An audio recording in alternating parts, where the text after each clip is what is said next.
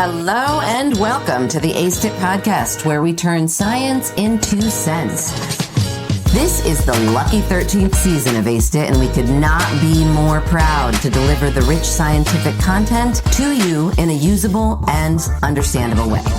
ACE-IT is brought to you via the Justice Community Overdose Innovation Network, or JCOIN. If you're new to ACE-IT, welcome, and check out the prior seasons to begin or continue your learning journey. We are exceptionally grateful for every listener, and we promise we will continue working to help you learn and never let you down. Also, a quick plug for a few other JCOIN features. Did you know that you can get technical assistance for your organization from the experts at JCOIN? And did you know you can apply for small research grants to help fund an innovative study idea? Yep, also through JCOIN. And did you know you can apply to be a JCOIN Leap Scholar or investigator to improve your own skills? Also through JCOIN. If any or all of these exciting offerings sound interesting to you, check out our website, www.jcoinctc.org, and learn about the many JCOIN offerings beyond ACE-IT that may help you learn and grow in ways that improve lives, including your own. With that, I'm honored that you're with us. I'm Danielle Rudes, your host, and this is ACE-IT. Welcome to Season 13 of the ACE-IT podcast, Evolving Responses to Opioid Use Disorder and Overdose. In this season, we're examining the shift in prevention, treatment, and recovery strategies in response to the ongoing opioid and overdose crisis in the United States and beyond.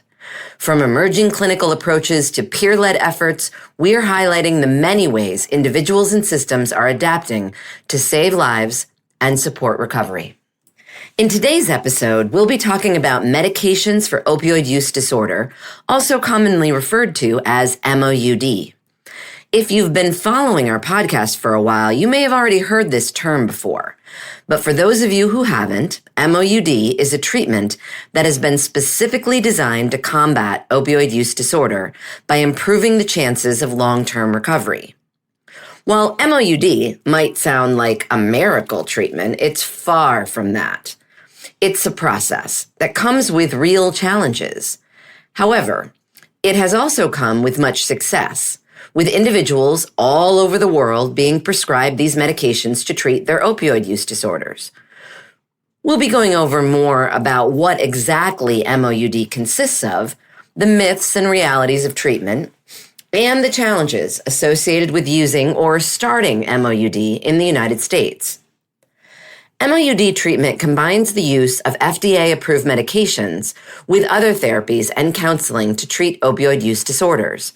There are three main medications that are used for MOUD: methadone, buprenorphine, and naltrexone. Each medication works differently.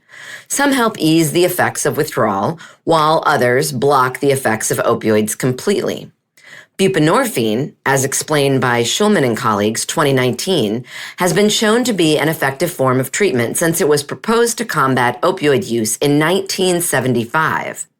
Similar to buprenorphine, naltrexone can also support recovery by reducing the likelihood of relapse. Methadone, referred to as the quote-unquote gold standard of treatment by Bell and Strang 2019, reduces withdrawal symptoms and cravings, ultimately helping stabilize individuals while they work toward recovery. Like I said before, this treatment isn't perfect, and everyone is different. Those who suffer from opioid use disorder have to find the plan that works best for them. A process that can sometimes take years of adjustment and patience before finding the right fit. And yet, despite strong evidence, there are still a lot of misconceptions out there. A study published by Wakeman and Barnett 2018 highlights some of the most common myths, such as the idea that buprenorphine is too dangerous for most doctors to prescribe, that we are just, quote, swapping one drug for another, unquote, or that quitting opioids cold turkey is more effective than medication-based treatment. The reality is that these medications can be life-saving. Between 2012 and 2014, researchers followed more than 17,000 people in Massachusetts who had survived an opioid overdose. They found that those who received methadone or buprenorphine after their overdose were less likely to die from opioids than those who didn't receive these medications. This work, published by La Rochelle and colleagues in 2018, was one of the first studies to examine how MOUD impacts survival after a non-fatal opioid overdose. The findings not only showed the life-saving potential of these treatments, but also revealed a troubling reality. A large number of the participants who survived an opioid overdose did not receive any form of treatment within a year. A qualitative study done by Thakrar and colleagues, 2023, explored some really important experiences of individuals in opioid treatment programs in Baltimore, echoing findings from earlier research. Two of the key themes emerged as reasons individuals stopped treatment. One, inaccessibility, and two, stigma from friends, family, and peers. Not only did individuals describe living in a state of precarity while in methadone treatment, fearing that unforeseen barriers could prevent them from accessing their treatment, but they also reported that stigma contributed to the decision to stop methadone treatment. This stigma often took the form of beliefs that methadone use meant a person was not clean or worse off than when they were using opioids. Accessing and maintaining treatment are complex and sometimes deeply personal. These issues can leave individuals feeling vulnerable and or alone. MOUD isn't about swapping one drug for another or taking the easy way out. It's about protecting our friends, our family, our community. MOUD gives people a real chance at recovery, but only if people can access them, stay on them, and feel supported while doing so. Combating overdose and opioid use disorder requires reducing stigma, improving access, and building systems that meet the needs of all people.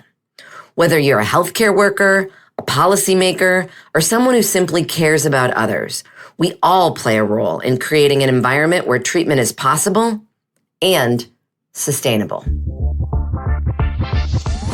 Thank you for listening to the ASTIT podcast. We love hearing from you. So if you have comments, topics to suggest, or some science you'd like us to cover in a future season, please write me. Danielle Roods at Sam Houston State University in Texas. My email is droods@shsu.edu. And of course, thank you to the Justice Community Overdose Innovation Network, or JCOIN's Coordination and Translation Center, funded by the National Institute on Drug Abuse, housed at George Mason University, where this podcast originated. Thank you to our fabulous and amazing scriptwriters, and also my fabulous and amazing doctoral students, Bryce Kushmarek-McCune, Jalen Magana, and Caitlin Bauer. And a huge and heartfelt thank you to the team at Slonky LLC for their wonderful production as always. Tune in again soon for another episode and even a whole nother season of ASTIT.